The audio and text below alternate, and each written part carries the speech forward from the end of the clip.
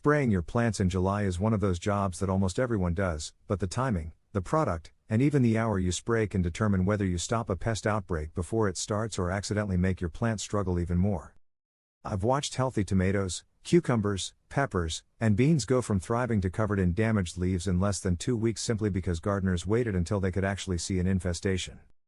By then, the insects had already been feeding for days, laying eggs, and weakening the plants. One tool that has consistently earned a permanent place in my garden shed is the Neem Oil for plants. Makes 30 bottles, with spray bottle and amp, essential oils for indoor houseplants and amp, outdoor gardens, natural leaf shine. I use it because mixing the right concentration every time is much easier than guessing, and the included spray bottle produces a much finer mist than most cheap sprayers.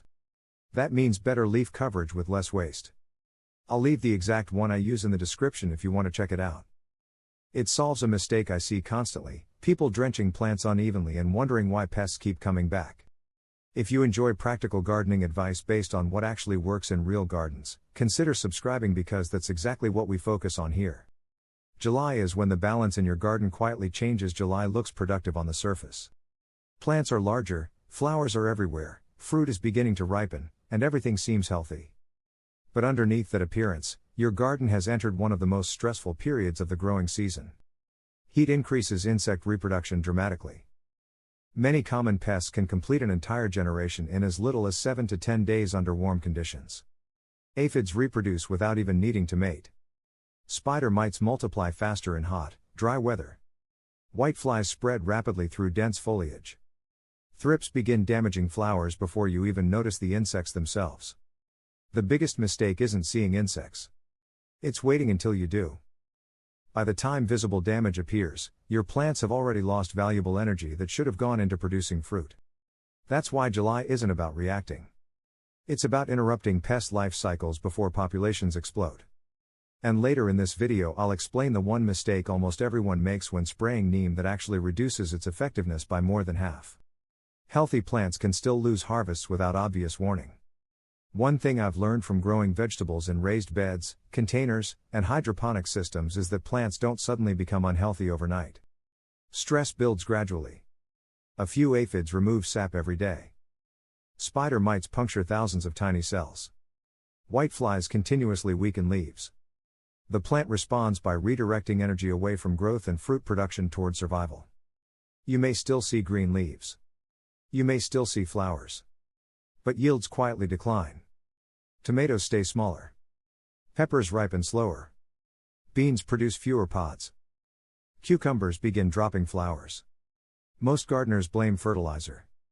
Often the real problem was invisible insect pressure that started weeks earlier. Neem oil works differently than most people think. Many gardeners treat neem like a poison. It isn't. Neem works primarily by disrupting the insect's ability to feed, grow, reproduce, and complete its life cycle. That's important because you're not relying on instant knockdown. You're preventing the next generation. Azadirachtin, the naturally occurring compound in neem, interferes with insect hormones. Young insects fail to mature properly. Adults feed less. Egg production decreases. This is exactly why early application matters. If you wait until leaves are completely covered with pests, neem has a much harder job to do. Preventive spraying almost always outperforms emergency spraying. Timing matters more than concentration. One of the biggest mistakes I made years ago was spraying whenever I had free time. Sometimes that meant noon. Sometimes mid-afternoon. The results were inconsistent. Now I only spray either early in the morning before temperatures rise or during the evening after direct sunlight leaves the plants. This gives the oil time to spread across leaf surfaces without intense sunlight causing unnecessary stress. High temperatures can also make oils evaporate more quickly. Coverage is what actually determines success. People often ask how much neem they should spray. The better question is how completely they're covering the plant. Most insects don't live on the tops of leaves. They hide underneath. They gather near stems. They stay inside dense foliage where air movement is lower. Spraying only the visible leaf surface misses the majority of the problem.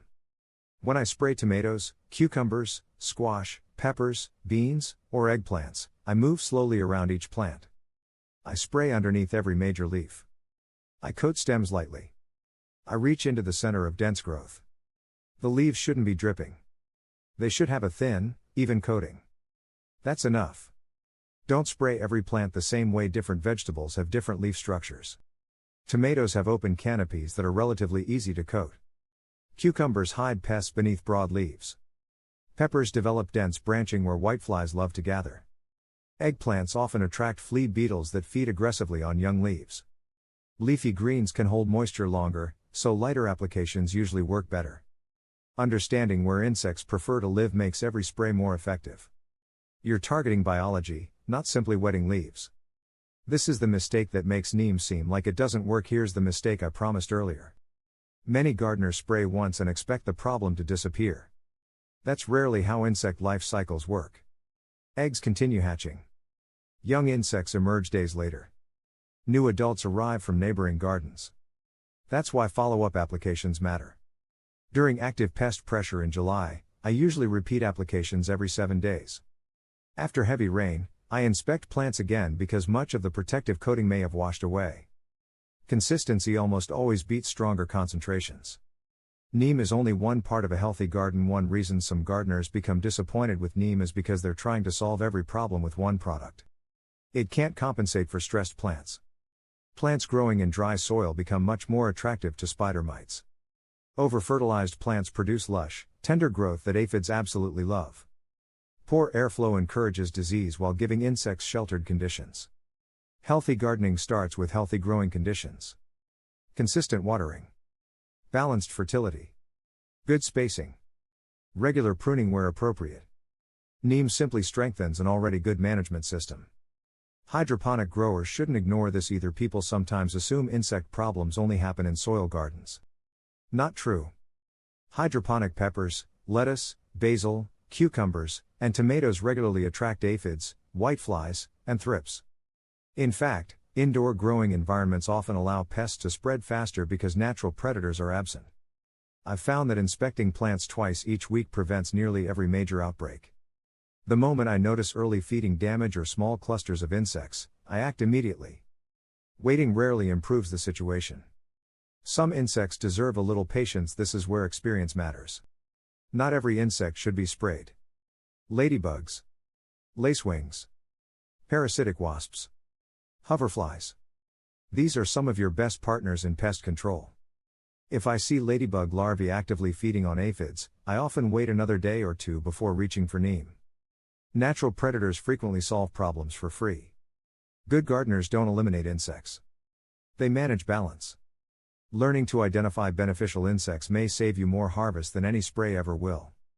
July inspections reveal problems before they become disasters. Every few days I walk slowly through the garden. I flip leaves over. I check growing tips. I inspect flowers. I look for tiny speckles on leaves that suggest spider mites. Sticky residue often signals aphids or whiteflies. Distorted new growth usually points toward sap-feeding insects. These inspections rarely take more than 10 minutes. They save weeks of frustration later. Most successful gardeners don't spend more time gardening. They spend their time noticing the right things. Heat changes how your plants respond. Plants under heat stress naturally close their stomata during the hottest part of the day. Growth slows. Water movement changes. Recovery from insect feeding becomes slower. That's another reason July requires more attention than many gardeners expect. Helping plants avoid unnecessary pest pressure during extreme heat often produces larger harvests later in the season. Healthy leaves continue producing sugars. Healthy sugars feed developing fruit. Everything is connected. Prevention always looks boring until harvest arrives. One reason preventative gardening doesn't get much attention online is because it isn't dramatic. There's no before and after miracle. Instead, you quietly avoid disasters. Your tomatoes keep producing. Your cucumbers remain vigorous. Your peppers continue setting fruit. Your beans stay productive longer. Those results don't happen by accident. They come from small decisions repeated consistently throughout the season. July happens to be one of the most important months for making those decisions. Understanding how insects behave gives you a tremendous advantage before visible damage appears. If you found this helpful, check the description for the exact neem oil spray I use in my own garden. More importantly, keep learning how your plants, insects, soil, and growing environment all work together. That's where consistently bigger harvests come from, not shortcuts. If you enjoyed this video, subscribe to Farmlogic for more practical gardening advice backed by real experience, and share this video with another gardener before July pests get the upper hand. Happy gardening!